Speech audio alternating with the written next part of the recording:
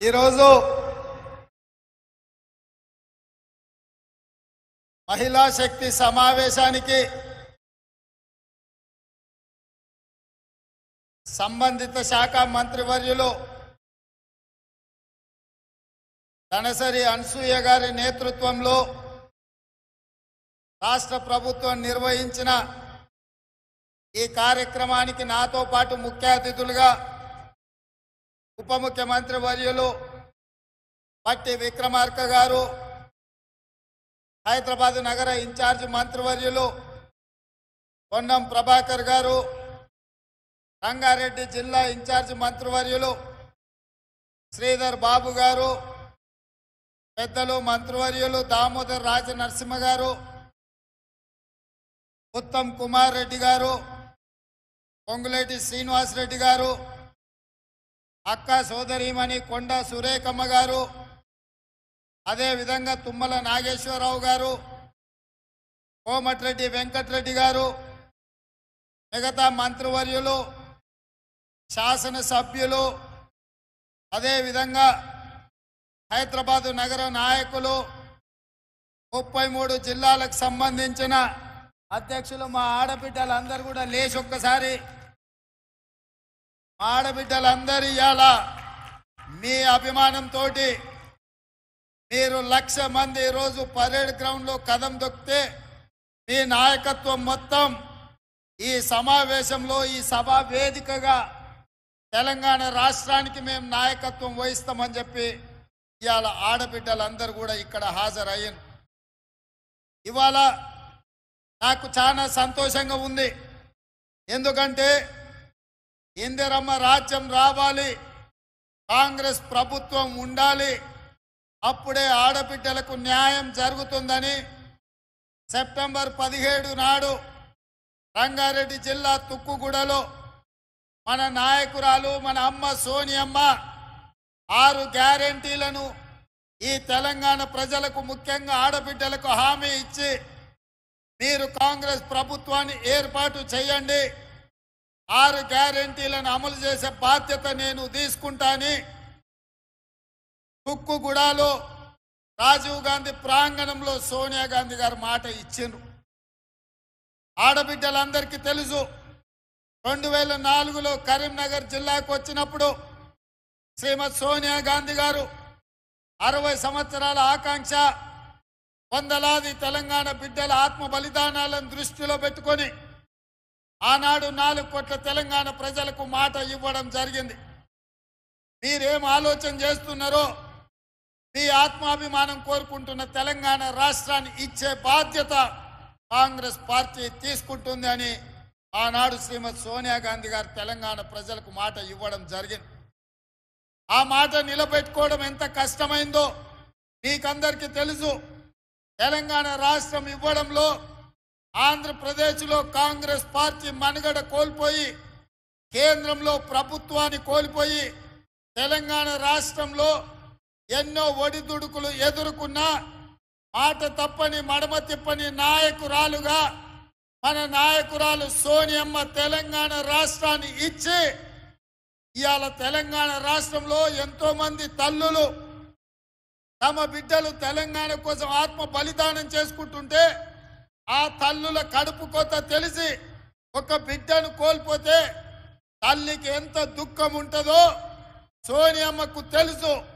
ఎందుకంటే తన కళ్ళ ముందల్నే తన అత్తగారిని AK-47 తుపాకీ తూటాలతోని పుష్కరులు కాల్చి చంపిండ్రు. తన భర్తను తమిళనాడులో ప్రజల మేలు కోసం పర్యటనకు పోతే మానవ బాంబులై రాజీవ్ గాంధీ గారిని బలి తీసుకుంటే కళ్ళ ముందు భర్తను కోల్పోయిన దుఃఖంతో 2 చిన్న బిడ్డలను ఒళ్ళో పెట్టుకొని ఈ దేశానికి నాయకత్వం ఇవ్వాలి, ఈ దేశంలో ఎవరి కుటుంబం కూడా కుటుంబ సభ్యులను కోల్పోవద్దు, ఆ దుఃఖం ఎవరికి ఉండొద్దు అని ఆలోచన చేసింది మన నాయకురాలు సోనియమ్మ. అందుకే తెలంగాణ ఉద్యమంలో పిల్లలు చచ్చిపోతుంటే ఆత్మ బలిదానాలు చేసుకుంటుంటే అధికారం పోయినా పర్వాలేదు, ఆంధ్ర దేశంలో పార్టీ చచ్చిపోయినా పర్వాలేదు, కేంద్రంలో అధికారం కోల్పోయినా పర్వాలేదు, ఇక ఏ తల్లి కూడా దుఃఖంతో తన బిడ్డను కోల్పోవద్దు, నేను తెలంగాణ రాష్ట్రం ఇస్తా అని చెప్పి ఇచ్చిన మాట నిలబెట్టుకొని తెలంగాణ రాష్ట్రాన్ని ఇచ్చిన మహిళా శక్తి శ్రీమతి సోనియమ్మ అని చెప్పి నేను ఈ సందర్భంగా తెలియజేస్తున్నా. మిత్రులారా, ఇవాళ మా అక్కలకు, మా చెల్లెళ్లకు, మా పెద్దమ్మలకు, మా అమ్మలకు నేను గుర్తు చేయదలుచుకున్నా. కాంగ్రెస్ పార్టీ అంటే ఇందిరమ్మ, కాంగ్రెస్ పార్టీ అంటే సోనియమ్మ, కాంగ్రెస్ పార్టీ అంటే ప్రియాంక గాంధీ. మరి ఇవాళ కాంగ్రెస్ పార్టీని నడుపుతున్నదే మహిళా శక్తి. మన నాయకురాళ్ళు ఒక మహిళా నాయకత్వంలో మేము పని చేస్తున్నాము అంటే మేము గర్వంగా గొప్పగా చెప్పుకుంటున్నాం మా నాయకురాలు సోనియా గాంధీ అని. అందుకే వచ్చిన తెలంగాణ రాష్ట్రంలో 10 సంవత్సరాలు ఏ ఆడబిడ్డను పట్టించుకోలే, ఏ ఆడబిడ్డను కలవలే. ఆనాటి ముఖ్యమంత్రి ఆడబిడ్డలు ఎట్లున్నారని అడగలే, మహాలక్ష్మి గ్రూపుల పరిస్థితి చూడలే, నీకు పావుల వడ్డీ ఇయ్యలేదు, సున్నాకు వడ్డీ గురించి మాట్లాడలేదు, నీ సంఘాలను దివాలా దీపించి నీ ఉసురు తలిగింది కాబట్టే ఇవాళ ఉద్యోగం ఊడిపోయి ఫామ్ హౌస్లో వండుకున్నాడు. వెనుకటికి మన పెద్దలు చెప్పిండ్రు, ఆడబిడ్డ కన్నీరు పెట్టద్దు, ఏ ఇంట్లో ఆడబిడ్డ కన్నీళ్లు పెట్టదో ఆ కన్నీళ్లు ఊరికే పోవు, తప్పకుండా బలి తీసుకుంటాయని. అందుకే తెలంగాణలో ఉన్న ఆడబిడ్డలు 10 సంవత్సరాలు కష్టాలలో కన్నీళ్లలో కేసీఆర్ కనికరం లేక సంఘాలను దివాలా దీపిస్తే ఆడబిడ్డలందరూ కంకణం కట్టుకొని కేసీఆర్ ను బండకేసి కొట్టిండ్రు, 100 మీటర్ల గోతి తీసి పాతి పెట్టిండ్రు. అందుకే ఇవాళ ఈ వేదిక మీద ఇందిరమ్మ రాజ్యం కాంగ్రెస్ ప్రభుత్వం వచ్చింది. ఇవాళ కాంగ్రెస్ అధికారంలో ఉంది అని అంటే మీ సోదరుడుగా, మీ అన్నగా, మీ తమ్ముడుగా, మీ రేవంత్ అన్నగా ఈ తెలంగాణ రాష్ట్రానికి ముఖ్యమంత్రి అయినంటే ఈ ఆడబిడ్డల ఆశీర్వాదం ఉండబట్టే, మీరు నమ్మి విశ్వాసంతో ఓటేసిండ్రు కాబట్టి ఇవాళ కాంగ్రెస్ పార్టీ అధికారంలోకి వచ్చింది. అందుకే ఆడబిడ్డల ఆశీర్వాదం తీసుకొని డిసెంబర్ 7 నాడు ఎల్బీ స్టేడియంలో కాంగ్రెస్ ప్రభుత్వాన్ని ఏర్పాటు చేసి డిసెంబర్ 9 నాడు 48 గంటలు తిరగకుందే మా ఆడబిడ్డల ఆశీర్వాదంతో మా ప్రభుత్వం ఏర్పడ్డది, వాళ్లకు మేలు చెయ్యాలని ఆర్టీసీ బస్సుల్లో ఆడబిడ్డలకు ఉచిత ప్రయాణాన్ని కాంగ్రెస్ పార్టీ ఏర్పాటు చేసింది. మా మంత్రివర్యులు పొన్నం ప్రభాకర్ గారి నేతృత్వంలో ఈ 92 రోజుల్లో 25 కోట్ల మంది ఆడబిడ్డలు బస్సుల్లో ఉచిత ప్రయాణం చేసి, అది భద్రాచలం రాములవారి గుడి కావచ్చు, సమ్మక్క సారలమ్మ దైవ దర్శనం కావచ్చు, యాదగిరిగుట్ట లక్ష్మీ నరసింహస్వామి కావచ్చు, అలంపూర్లో జోగులాంబ దర్శనం కావచ్చు, అదే కాదు ఇంటి ఆయన అప్పుడో ఇప్పుడో కోపం చేస్తే చెప్పా పెట్టకుండా అమ్మగారి ఇంటికి వణిక కావచ్చు, ఈ ఆర్టీసీ బస్సులో మా అక్కలు మా చెల్లెళ్ళు ప్రయాణం చేశారు. ఇవాళ మా ఆడబిడ్డలు, మా అక్కలు, మా చెల్లెళ్ళు ఆర్టీసీ బస్సుల్లో ప్రయాణం చేస్తుంటే కేసీఆర్ అల్లుడు హరీష్ రావు, ఆయన కొడుకు కేటీఆర్, కవిత కలిసి ఆటో డ్రైవర్లతో ధర్నా చేపిస్తున్నారు కిరాయిలు ఇచ్చి. ఏమన్నాయంటే ఆడబిడ్డలకు ఆర్టీసీ బస్సులు బంద్ చేయండి అని. నేను అడగదలుచుకున్న మా ఆడబిడ్డల్ని, మీకు ఇచ్చే ఆర్టీసీ ఉచిత ప్రయాణం కేసీఆర్ బంద్ చేయాలంటుండు, టీఆర్ఎస్ వాళ్ళు ధర్నా చేస్తుండ్రు, నన్ను ఏం చేయమంటారని చెప్పి నేను మిమ్మల్ని అడగదలుచుకున్నా. నేనైతే ఎవడొచ్చినా సరే ఆడబిడ్డలకు అడ్డం పడితే ఆర్టీసీ బస్సు మీద ఎక్కించైనా సరే ఆడబిడ్డలకు ఉచిత బస్సు రవాణా సౌకర్యాన్ని మీ అందుబాటులోకి తీసుకొచ్చే బాధ్యత నేను తీసుకుంటా అని చెప్పి నేను చెప్పదలుచుకున్నా. ఇదే కాదు, రూపాయి కూడబెట్టి ఇంటి పని, పాసి పని చేసి, తట్ట పని, పార పని, మట్టి పని, ముంబై, దుబాయ్ వలసపోయిన ఆడబిడ్డలు రూపాయి కూడబెడితే ఇంటానికి ఏదన్నా జబ్బొచ్చినా, పిల్లలకు బాలేకపోయినా, బిడ్డ ఇంటికి ప్రసవానికి వచ్చిన లక్షల రూపాయలు దవాఖాన ఖర్చు అవుతున్నాయి. ఆనాడు పేదవాళ్ళ ఆరోగ్యం కోసం కార్పొరేట్ వైద్యాన్ని అందించాలని డాక్టర్ వైఎస్ రాజశేఖర రెడ్డి గారు ముఖ్యమంత్రిగా ఉన్నప్పుడు రాజీవ్ ఆరోగ్యశ్రీ ద్వారా ఆనాడు 2 లక్షల రూపాయల ఉచిత వైద్యాన్ని ఆడబిడ్డలకు ఆ రోజు అందించాడు. కానీ ఘనత వహించిన చంద్రశేఖరరావు వచ్చి రాజీవ్ ఆరోగ్యశ్రీని మొత్తం ఎక్కడ కాకుండా చేసింది. అందుకే ఇందిరమ్మ రాజ్యం వచ్చిన వెంబడే కాంగ్రెస్ ప్రభుత్వం ఏర్పడిన మరుక్షణం పెద్దలు దామోదర్ రాజ నరసింహ గారితో మాట్లాడి పేదవాళ్ళ వైద్యం కోసం అపోలో యశోద ఎక్కడికి పోయినా 10 లక్షల రూపాయలతోని మీకు వైద్యం అందించాలని ఇవాళ కాంగ్రెస్ పార్టీ నిర్ణయం తీసుకొని ప్రతి పేదవాడి ఆరోగ్యానికి మాది భరోసా అని చెప్పి కాంగ్రెస్ పార్టీ ఇవాళ రాజీవ్ ఆరోగ్యశ్రీ పథకాన్ని అమలు చేస్తుంది. ఇదే కాదు, ఇవాళ మీరు ఆలోచన చేయండి. ఒకనాడు కట్టెల పొయ్యి మీద వంట వండాలంటే పచ్చి కట్టెలు అడవిలోకి పోయి తీసుకొచ్చి పొయ్యిలో పెట్టి ఊతే అవి మండక పొగ వచ్చి ఊపిరితిత్తులకు పోయి ఆడబిడ్డలు క్యాన్సర్ వచ్చి చచ్చిపోయేది. పిల్లని ఇవ్వాలంటే ఆలోచన చేసేది. ఎందుకంటే ఈ కట్టెల పొయ్యి మీద మా పిల్లతోని వంట చేపిస్తే మా పిల్ల చచ్చిపోతుంది అని చెప్పి తల్లిదండ్రులు బాధపడుతున్న క్రమం. ఆయల్ల సోనియమ్మ ఆలోచన చేసింది.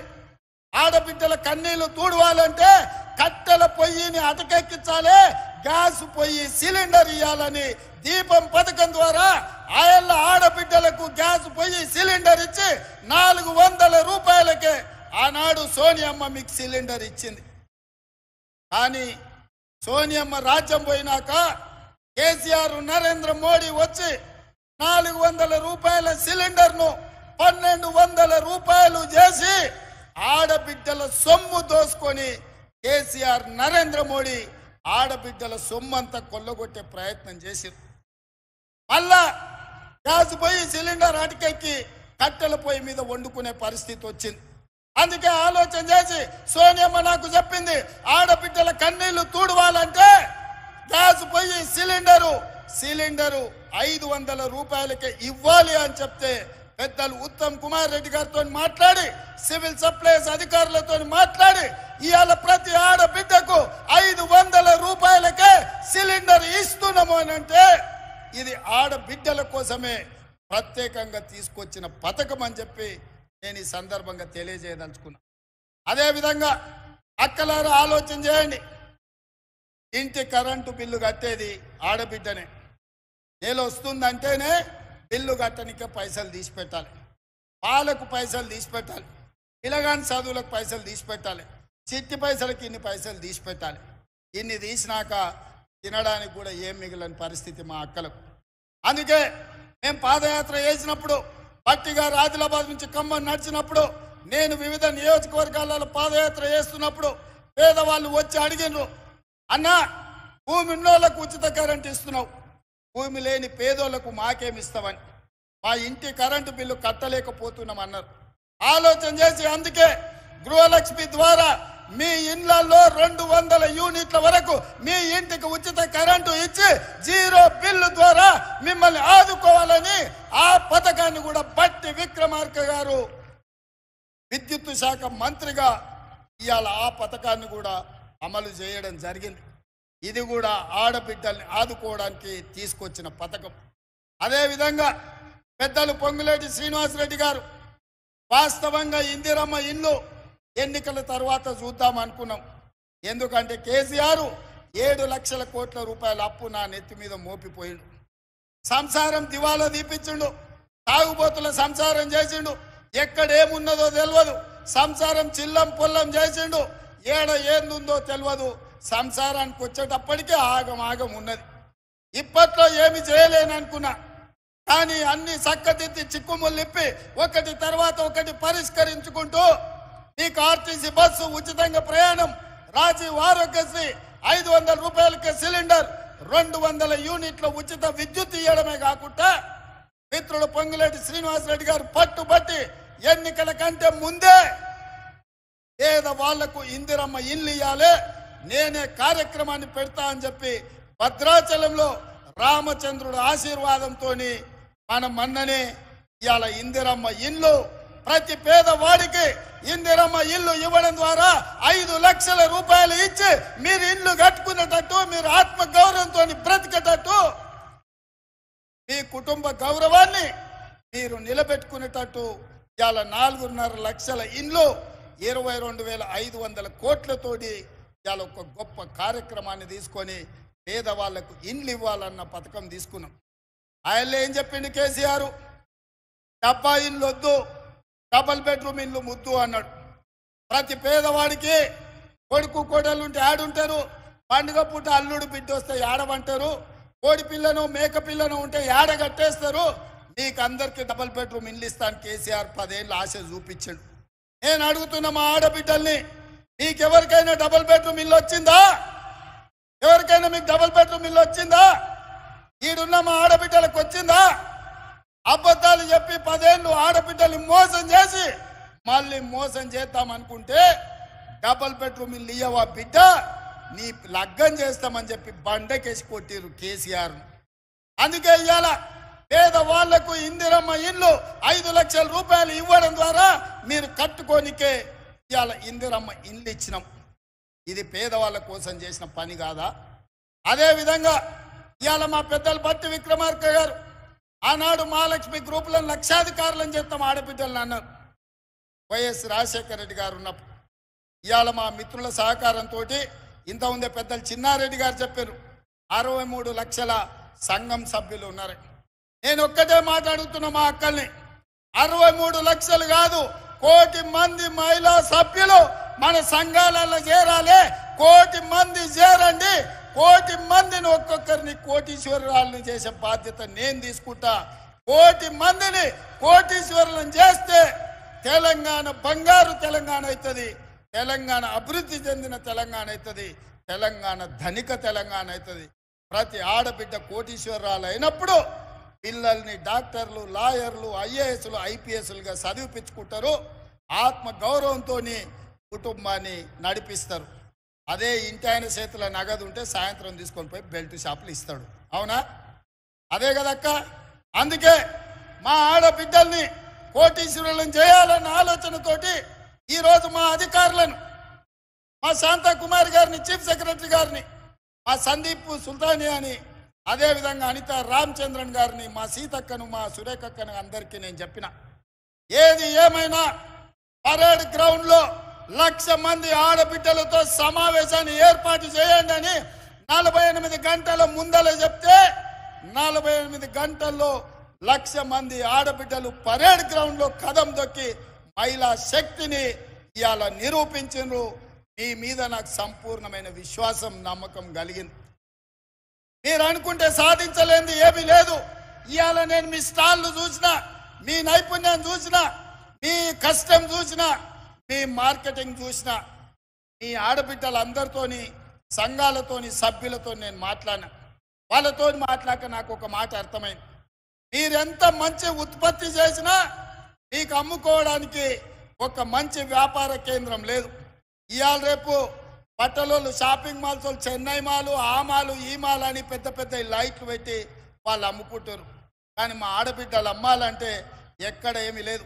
అందుకే ఈ వేదిక మీద నుంచి మా అధికారులకు ఆదేశాలు ఇస్తున్నా, రాబోయే నెల రోజుల్లో శిల్పారామం పక్కన మా ఆడబిడ్డలు ఉత్పత్తి చేసిన ప్రోడక్ట్స్ అమ్ముకోవడానికి 100 షాపులు మీకు పెట్టించి మీ ఉత్పత్తులు రాష్ట్రం కాదు, జాతీయం కాదు, అంతర్జాతీయ స్థాయిలో మీ ఉత్పత్తులు అన్ని అమ్ముకునే విధంగా మీకు స్టాళ్లు ఏర్పాటు చేపించే బాధ్యత, దానికి అవసరమైన ఏర్పాట్లు చేసే బాధ్యత నేను తీసుకుంటా.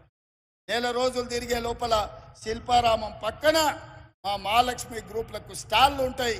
మీరు ఏమేమి తయారు చేస్తారో అవన్నీ అక్కడ టాటాలు, బిర్లాలతోని, అదాని, అంబానీలతోని మా ఆడబిడ్డలు పోటీ పడే విధంగా మీరు తయారు చేసిన వాటిని అక్కడ అమ్ముకునే విధంగా మీకు చట్టబద్ధత కల్పించి మీకు న్యాయం చేసే విధంగా పూర్తి స్థాయిలో వ్యవస్థను ఏర్పాటు చేసే బాధ్యత నేను తీసుకుంటా. ఇవాళ నేను మీకు మాట ఇవ్వదలుచుకున్నా, 1 కోటి మందిని 5 ఏళ్ళు తిరిగే లోపల 1 కోటి మంది ఆడబిడ్డల్ని కోటీశ్వరులను చేసే బాధ్యత కాంగ్రెస్ పార్టీ ఇందిరమ్మ రాజ్యం తీసుకుంటుంది. మరి ఇవాళ కేసీఆర్, కేటీఆర్, హరీష్ రావు, కవితమ్మ అంటారు. రేవంత్ రెడ్డిని ఓడగొట్టాలి, కాంగ్రెస్ను పడగొట్టాలి. నేను అడగదలుచుకున్న మా అక్కల్ని, ఏం పాపం చేసినాక నేను ఎవరిదాన్ని ఆస్తి గుంజుకున్నానా? ఎవరన్నా తల్లలు ఏమన్నా పెట్టుకుంటే నేను గుజ్జుక తిన్నానా? పోనీ వాళ్ళ ఏమన్నా ఫామ్ హౌస్ నేనేమన్నా గుట్ట భూమి అడిగినా? లేకపోతే వాళ్ళు దోసుకున్న సొమ్ములు ఏమన్నా వాటా అడిగినా? ఆయనకున్న జన్వాడలు ఉన్న ఫామ్ హౌస్లో ఏమన్నా 2 రూమ్లు ఇవ్వమని అడిగినా? నేను ఏం చేసినా? ఆడబిడ్డల్ని బలోపేతం చేద్దామని చూసిన. ఆర్టీసీ బస్సులో ఉచిత ప్రయాణం ఇచ్చిన, ఆరోగ్యశ్రీలో 10 లక్షలు ఇచ్చిన, సిలిండర్ 500కి ఇచ్చిన, 200 యూనిట్లు ఉచితంగా కరెంట్ ఇచ్చిన, ఇల్లు కట్టుకోనికే ఇందిరమ్మ 5 లక్షల రూపాయలు ఇచ్చిన.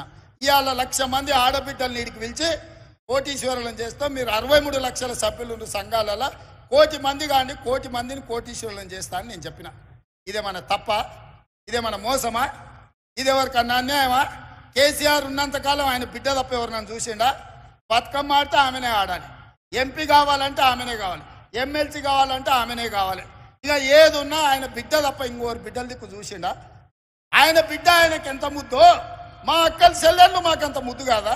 మా అక్కల చెల్లెళ్ళు బాగుండాలని మేము కోరుకుంటే తప్ప? మీ సోదరుడుగా వ్యవసాయ కుటుంబం నుంచి వచ్చిన నేను నల్లమల్ల అడవులో నుంచి అచ్చంపేట నుంచి హైదరాబాద్ వరకు వచ్చి ఇవాళ ఒక వ్యవసాయం చేసుకునే పిల్లగాని ఆ కుటుంబం నుంచి వచ్చినోని నేను ఈ రాష్ట్ర ముఖ్యమంత్రి అయితే చూసి ఓర్వలేకపోతున్నాను. వాళ్ళ కడుపులో ఒకటే పుగులు అవుతుంది, అరేకి వ్యవసాయం చేసుకునే వాళ్ళ పిల్లగాడు వచ్చి ముఖ్యమంత్రి అవుతాడని. త్వరలే కూర్చోవాలి నా కుర్చీలా, వ్యవసాయదారులు కూర్చోవద్దా అని నేను అడుగుతున్నా. ఎందుకు ఇవాళ ప్రజలు మాకు తీర్పు ఇచ్చారు, మాకు ఓట్లు వేసారు. 93 లక్షల మంది మమ్మల్ని ఆశీర్వదించి ఆ కుర్చీలో కూర్చోబెట్టారు. ఏమన్నా అయ్య పేరు చెప్పి కూర్చున్నానా? విరాసతులో ఎవడన్నా పుణ్యానికి ఇచ్చిండా? లేకపోతే ఎవరి ఇంట్లో నన్ను ఉంటే రాత్రి కూడా దొంగతనం చేసిన మా అక్క బాజాబ్తా ప్రజల దగ్గరికి వెళ్ళినాం, ప్రజలకు చెప్పినాం, ఇందిరమ్మ రాజ్యం తెస్తామన్నాం, కాంగ్రెస్ అధికారంలోకి వస్తుందన్నాం, 6 గ్యారంటీలు అమలు చేస్తామన్నాం. ఆ మాట తెలంగాణ ఇచ్చిన సోనియమ్మతోని మీకు చెప్పించినాం. సోనియమ్మ మీద నమ్మకంతోని, కాంగ్రెస్ మీద భరోసాతోని ఇవాళ ఈ ప్రభుత్వాన్ని ఏర్పాటు చేసిండ్రు. మీరందరూ మీరు వేసిన ప్రభుత్వాన్ని, మీరు గెలిపించిన కాంగ్రెస్ను ఇవాళ పడగొడతామని చెప్పి ఫామ్ హౌస్లో చిందులు వేస్తున్నారు. నేను అడుగుతున్న అక్కలారా, చూసుకుంటూ ఊరుకుందామా? లేకపోతే సలాకి ఎర్ర గాల్చి పిర్రల మీద వాతలు పెడదామా? మీరు ఒక్కసారి చెప్పండి.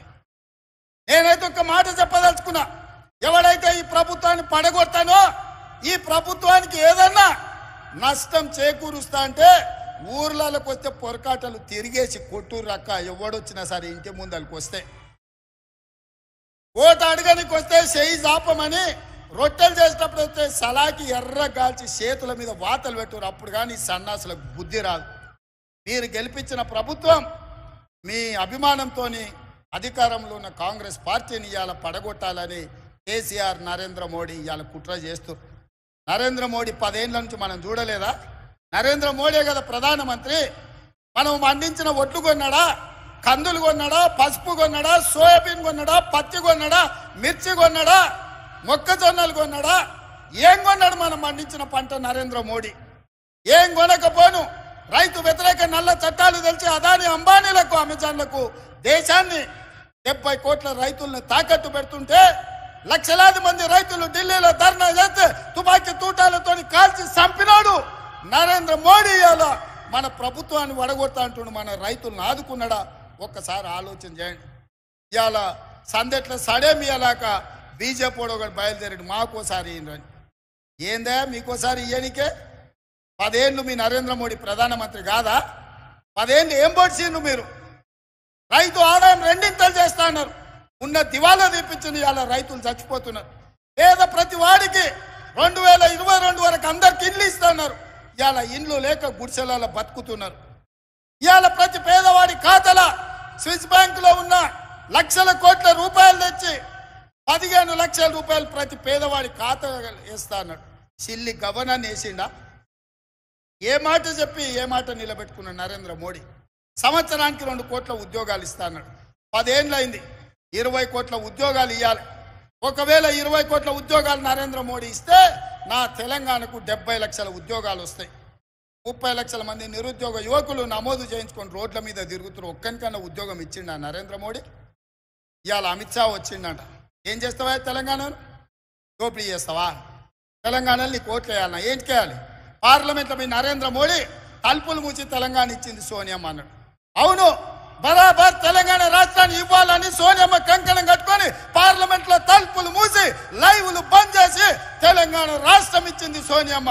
తెలంగాణ రాష్ట్ర ఏర్పాటుని అవయలేసిన నరేంద్ర మోడీ తెలంగాణలో ఓట్లు ఎట్లా అడుగుతావని నేను అడుగుతున్నా. తెలంగాణ ప్రజల్ని అవమానించిన తెలంగాణ ప్రజలు ఓట్లేస్తారా? ఇవాళ వీళ్ళిద్దరు కలిసి చీకట్లో ఒప్పందం చేసుకొని వాడు 9 వీడో 4 ఎంపీ అభ్యర్థులను ప్రకటించారు. వాడు ప్రకటించిన దగ్గర వీడు ప్రకటించాడు, వీడు ప్రకటించిన దగ్గర వాడు ప్రకటించాడు. ఎందుకంటే ఎవరికి వాడు విడివిడిగా ప్రచారం చేసుకోవాలి, కాంగ్రెస్ పార్టీని దెబ్బతీయాలి. ఎంతసేపు చీకటి ఒప్పందాలే కేసీఆర్. పొద్దుటిపూట బయటకు వచ్చేది లేదు, ప్రజల్ని కలిసేది లేదు. ఇంకా కూడా సిగ్గు రాలే, మారలే, ఇంకా అట్లనే దొంగ బుద్ధే, వంకర బుద్ధే.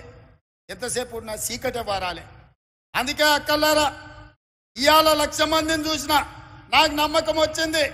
రాబోయే కొద్ది రోజుల్లో 10 లక్షల మందితోని మా ఆడబిడ్డలతో కవాతు చేపించి ఈ తెలంగాణ రాష్ట్రంలో ఉన్న 1 కోటి మంది ఆడబిడ్డలు కాంగ్రెస్ పార్టీతో ఉన్నారు. ఈ కాంగ్రెస్ పార్టీని, ప్రభుత్వాన్ని కంచేసి కాపాడతారు. కరెంటు వైర్ల లాగా అడ్డంగా నిలబడతారు. ఇవాళ కాంగ్రెస్ వైపు ఎవడైనా కన్నెత్తి చూస్తే గుడ్లు వీకి గోటీలు ఆడుకుంటారు మా అక్కలు, మా చెల్లెళ్ళని నేను చెప్పదలుచుకున్నా. రాబోయే రోజుల్లో ఇవాళ 1,00,000 మంది పరేడ్ గ్రౌండ్ లో కవాతు తొక్కిండ్రు. రాబోయే రోజుల్లో 10 లక్షల ఆడబిడ్డలతోని మా సైన్యం మీరే, మా బలగం మీరే, మా బంధువులు మీరే. రేపు ఏ కష్టం వచ్చినా మాకు అండగా నిలబడేది మీరే. మిమ్మల్ని కోటీశ్వరులను చేసే బాధ్యత మాది, నాది. మా బట్టన్నది, మా ఉత్తమన్నది, మా సురేఖక్కది, మా సీతక్కది. వేదిక మీద ఉన్న గడ్డం ప్రసాద్ గారు స్పీకర్ గారిది. ఎందుకంటే ఆయన్నే అనుమతి ఇవ్వాలి ఎవరికి ఏది ఇచ్చినా. మైకు మాట్లాడాలన్నా, మీకు నిధులు విడుదల చేయాలన్నా గడ్డం ప్రసాద్ కుమార్ గారే చేయాలి. అందుకే ఇవాళ మిమ్మల్ని అందరిని ఒకటే మాట చెప్పదలుచుకున్నా. మిమ్మల్ని కోటీశ్వరులను చేసే వరకు విశ్రాంతి తీసుకునేదే లేదు. రాబోయే